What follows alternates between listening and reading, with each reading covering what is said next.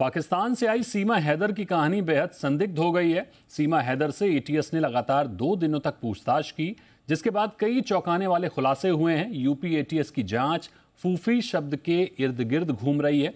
ISI की भाषा में फूफी उसे कहते हैं जो भारत से जानकारियां चुराकर पाकिस्तान भेजता है।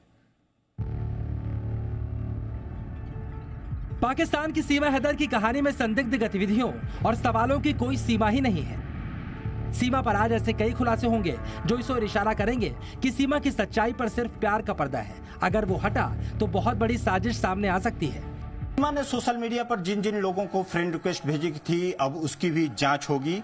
इस समय सीमा एटीएस की हिरासत में है और उसे अनडिस्क्लोज्ड लोकेशन पर रखा गया है। इसके पहले 17 जुलाई को 6 घंटे और 18 जुलाई को 8 घंटे सीमा से एटीएस ने पूछताछ करके सच्चाई जानने की कोशिश की है। एटीएस से सवाल जवाब के दौरान सीमा ने माना कि वो दिल्ली में कई लोगों को जानती है और वो सारे या तो सोशल मीडिया के जरिए उससे जुड़े या फिर ऑनलाइन गेम पबजी से। इसी पबजी के जरिए ही सीमा हैदर सचिन के संपर्क में आई थी। एटीएस ने सीमा हैदर से पूछा, क्या सचिन के अलावा भी भारत में किसी को जानती हो? इस सवाल के जवाब में सीमा हैदर ने कहा, हाँ, लेकिन ठीक से नहीं। जब पाकिस्तान में थी तब सचिन को जानने से पहले पबजी गेम और फेसबुक के जरिए कुछ लड़कों से चैट होती थी, लेकिन बस समय काटने के लिए बातचीत किया करती थी। ना ही मैं उन्हें कुछ ज्यादा अपने बारे में बताती थी और ना ही उन्होंने मुझे कुछ बताया। हाँ, सभी दिल्ली के ही रहने वाले थे। दिल्ली के लोगों से सीमा सोशल मीडिया से जुड़ी हुई है। हो सकता है उसकी मंशा हो वो किसी भी तरह दिल्ली आ जाए और सचिन के जरिए वो अपने मकसद में कामयाब हो गई। क्या लग रहा है? क्या कोई संदिग्ध पाकिस्तानी जासूस है? संदिग्ध क्या लग रहा है? नहीं, अभी इतनी जल्दी ये मामला 2 राष्ट्रों के बीच जुड़ा हुआ है। इसमें जब तक पर्याप्त साक्ष्य नहीं मिल जाते।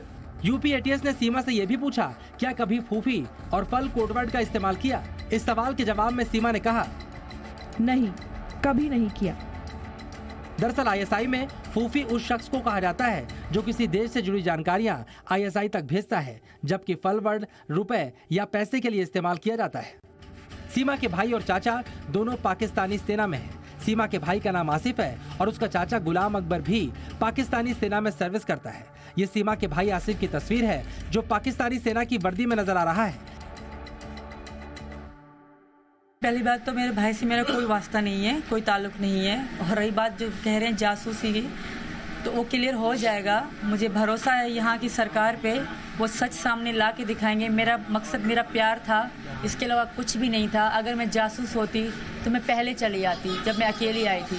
अपनी छोटी बेटियों को ना ले आती, अपने बेटे को ना ले आती। सीमा हैदर के पास से नोएडा पुलिस ने 4 मोबाइल फोन बरामद किए जो कि चालू हालत में थे, जबकि उसके पास एक टूटा हुआ मोबाइल फोन भी मिला है। उसी टूटे हुए मोबाइल में सीमा के आईएसआई जासूस होने के पुख्ता प्रमाण होने की आशंका है।